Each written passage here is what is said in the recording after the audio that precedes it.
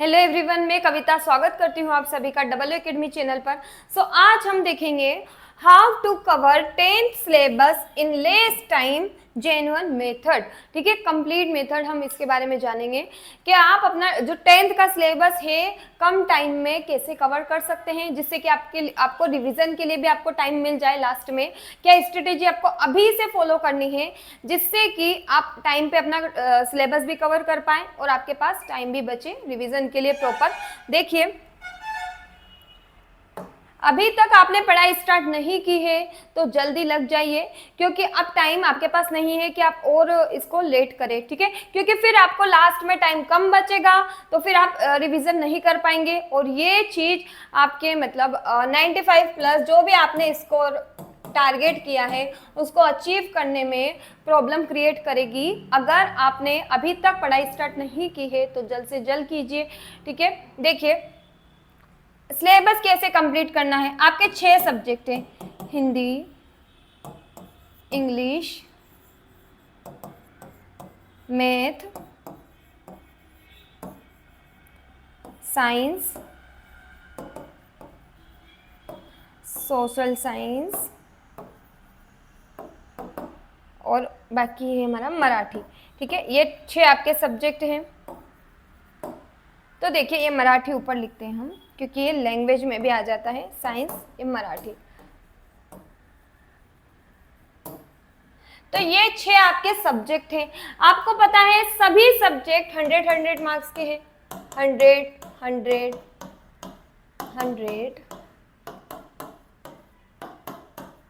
देखिए ये जो लैंग्वेज 3 सब्जेक्ट हमारे लैंग्वेज के हैं, Marathi language, Hindi language, English language.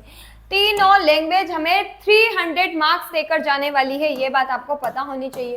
तो आपके आधे मार्क्स तो यहीं से कवर हो रहे हैं, मतलब 100 में से 50% मार्क्स तो आपके लैंग्वेज में से आपको मिलने वाले हैं। तो इन्हें हमें अच्छे से कवर करना है, अभी से स्टार्ट कर देना है। और थ्योरी के साथ साथ जैसे आप ये चैप्टर वाइज करते हैं टेक्स्ट बुक, उसके साथ ग्रामर भी कंप्लीट करें। ऐसा नहीं है कि ग्रामर बाद में पढ़ लेंगे, अभी से ऐसी स्ट्रेटेजी बना के चलिए कि आपको किस तरह से हर चीज पर कमांड करनी है। ठीक है, किसी भी चीज को अभी भी डिले नहीं करना है।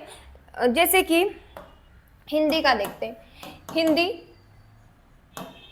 आपकी जो टेक्स्ट बुक है, जो भी पोएम से स्टार्ट है कहीं से भी, तो आप 1 लेसन इसका कंप्लीट कीजिए। ठीक है, फिर ग्रामर है, ग्रामर में भी साथ साथ कंप्लीट करते रहिएगा। नहीं तो आप पहले सारी बुक्स कंप्लीट करें, ये पूरे लेसन कंप्लीट करें, उसके बाद ग्रामर को देखें, तो ये भी कोई मेथड नहीं होती है अच्छे से स्ट्रेटेजी बनाने की, अच्छे से स्टडी करने की। आपको साथ में इसको भी लेकर चलना पड़ेगा। तो आप इसके साथ साथ इसके टॉपिक भी कवर करते रहिए। इसका कर लिया, इसके चाहे 2 कर लिए तो इसका 1 ही हुआ, ये भी चलेगा। लेकिन आप जिस तरह से आप कर सकते हैं इस तरह से अपनी स्ट्रेटेजी बनाइए और दोनों को साथ में कवर कीजिए। ठीक है, लेकिन एक ही चीज पर फोकस मत कीजिएगा, दोनों का वेटेज बराबर रहता है, दोनों चीजें आती है एग्जाम में, तो दोनों को कवर करना है हमें।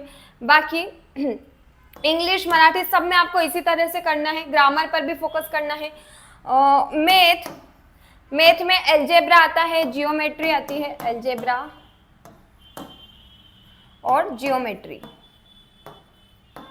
तो आपको इन दोनों पर भी फोकस करना है। ऐसा नहीं है पहले सारा एल्जेब्रा पढ़ लिया फिर जियोमेट्री पढ़ी, हमें एक एक करके सब चीजें निपटानी है।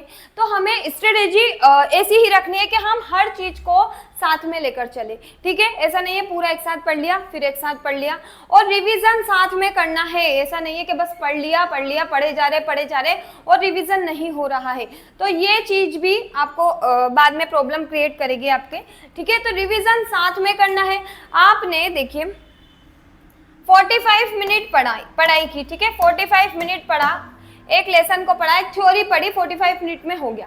और फिर बाकी के 15 मिनट आपने टारगेट 1 आवर का रखा, तो बाकी के जो 15 मिनट है उसमें जो आपने 45 मिनट में थ्योरी पढ़ी है उसको रिवाइज करना है।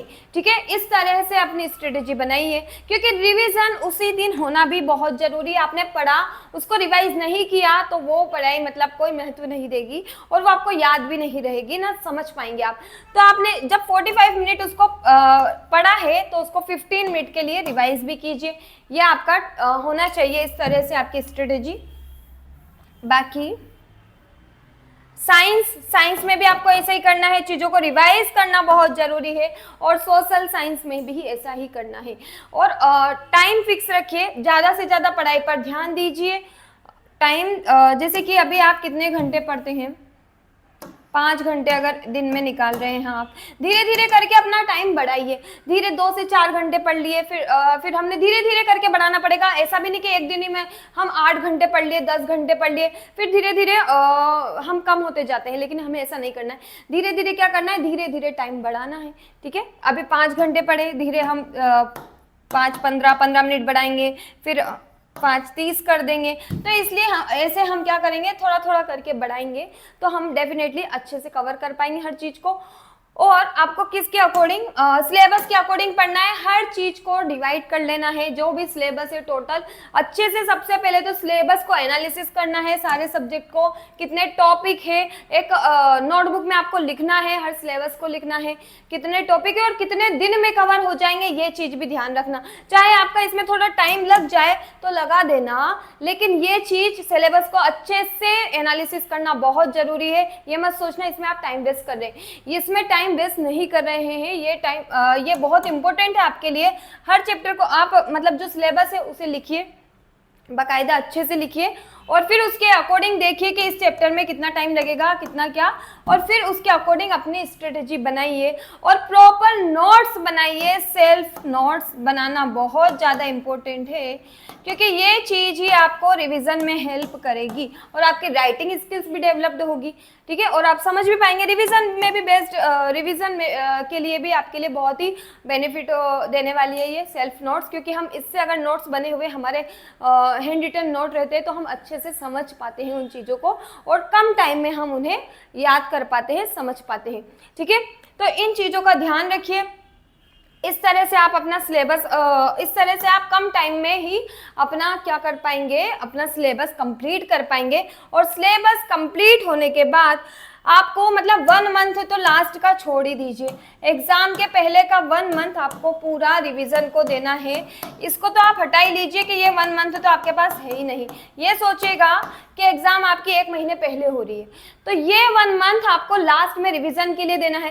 कुछ भी टॉपिक नहीं छोड़ना है कि हम लास्ट में पढ़ लेंगे, कुछ नया नहीं पढ़ना है। उस टाइम जो पढ़ा है उसी को रिवाइज करना है, कुछ भी नया नहीं पढ़ना है। तो रिवीजन के लिए 1 मंथ देना है, ये 1 मंथ बिल्कुल हटा ही लीजिए कि है ही नहीं हमारे पास। ठीक है, इस तरह से आप अपनी स्ट्रेटेजी बनाइए। और आप हमारा ये जो 10th के लिए कोर्स नया बैच ज्वाइन कर सकते हैं, ये नया स्टार्ट हुआ है online batch, live plus recorded class आपको मिलेंगी। इसमें बेसिक से सारी तैयारी करवाई जाएंगी, प्रीवियस ईयर क्वेश्चन आपको मिलेंगे with analysis. Previous year question करना बहुत ही ज़्यादा ज़रूरी है हर एग्ज़ाम के लिए, तो आपको प्रीवियस ईयर क्वेश्चन भी लगाने हैं, जिससे कि आपको पता लगे कि पैटर्न में किस तरह से चेंजेस हो रहा है और किस तरह से हो सकता है। देखिए, लेक्चर आप अनलिमिटेड टाइम देख सकते हैं। इसकी फीस 5,000 रुपये रखी गई है 1 साल की। ठीक है, 1 ईयर की फीस है ये। और अगर आप ये कूपन कोड अप्लाई करते हैं कविता 10, तो 10% डिस्काउंट के साथ आप इसमें एडमिशन ले सकते हैं। तो आप अपनी तैयारी को और बेहतर बनाने के लिए हमारा एक कोर्स भी ज्वाइन कर सकते हैं। और अधिक जानकारी के लिए जो कॉन्टैक्ट नंबर स्क्रीन पर शो हो रहे हैं उन पर कॉल करके आप ले सकते हैं। Thank you so much everyone. ज़्यादा से ज़्यादा वीडियो को लाइक कीजिए, शेयर कीजिए, जिससे कि सभी इसका बेनिफिट्स ले पाएँ। Thank you very much.